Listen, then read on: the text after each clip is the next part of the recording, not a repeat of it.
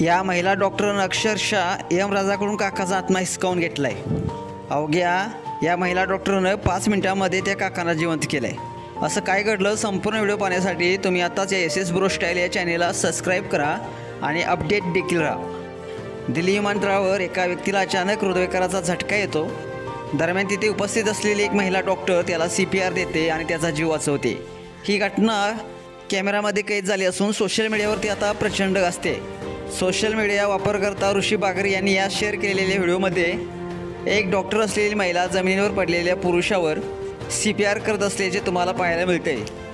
बागरी यांच्या म्हणण्यानुसार या माणसाचे वय साधारण 60पेक्षा जास्त असावे आणि त्यांना दिल्लीच्या इंदिरा गांधी आंतरराष्ट्रीय विमानतळाच्या टर्मिनल 2वर हृदयविकाराचा झटका आला होता। तेव्हा विमानतळावर तुम्ही पाहू शकता ही महिला डॉक्टर त्या माणसाच्या छातीवर हात ठेवून जोरात पंप मारताना पाहायला मिळते। तर दुसऱ्या व्हिडिओमध्ये तुम्हाला पाहायला मिळते की डॉक्टर CPR करत असताना ती व्यक्ती पुन्हा शुद्धीवर आली।